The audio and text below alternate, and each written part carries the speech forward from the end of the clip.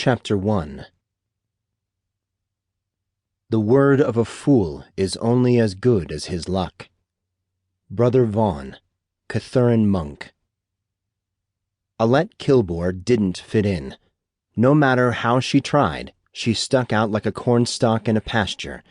It wasn't just her complexion or accent that made her conspicuous. It was the way she moved, the clothes she wore. It was everything about her. In this place, she was an outsider, foreigner, other. That reality kept her on edge at all times, and it was exhausting. There was nowhere for her to go. No place was safe. Only days before, she'd been swabbing decks, casting lines, and enjoying the camaraderie her father's crew had always shared. Those good people knew that helping each other was also the best way to stay alive.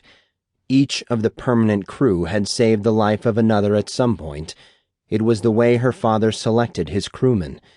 The fact that their lives were often enough in danger to provide a full permanent crew spoke to her father's other side. A cold sweat broke on Alette's brow.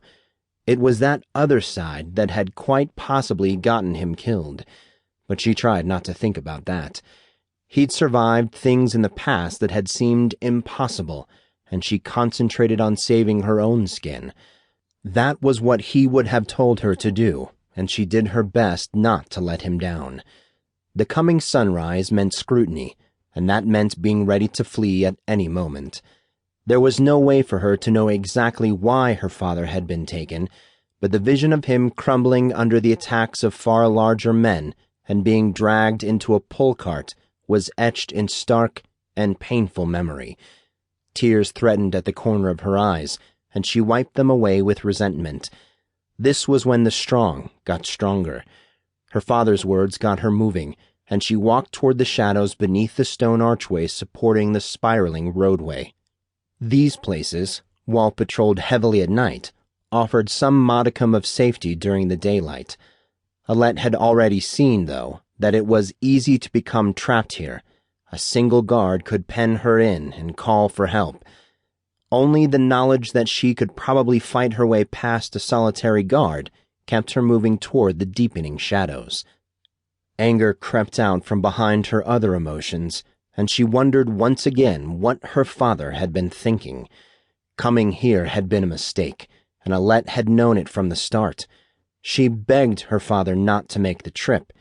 The cost of the dragon flight alone had required a lien on the Maker's mark. She stood to lose everything. Her father, their ship, their crew, everything. The Maker's mark was more than just a ship to Alette. It was her home, her friend, her safe place. Nothing could harm her on the deck of that ship. At least that was what she had always told herself. If only she could get back to Maiden Harbor, then she would find a way to repay the debt. Part of her wanted to think her father would reappear at any time to tell her everything would be all right, but that hope dwindled more every day in his absence.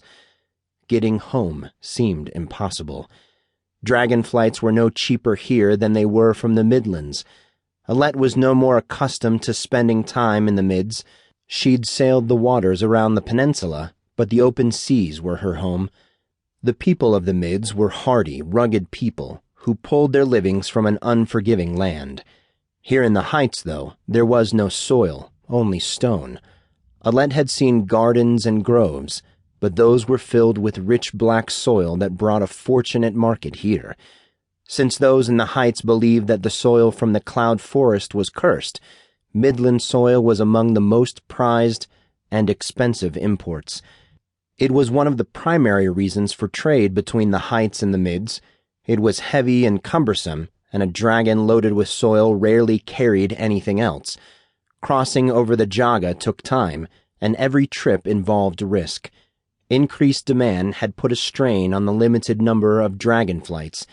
Rumors said the dragons were being overloaded, and it was only a matter of time until some were lost to the Jaga. The place was wild, unruly, and crawling with darkness. No one with the use of their senses would venture anywhere near that deadly place. Alette's own flight had been terrifying enough that she suppressed the memory, knowing her only route home was a return flight. To keep listening to this audiobook, I've left you a link in the description so you can do it, at no cost thanks to Audible's 30-day free trial.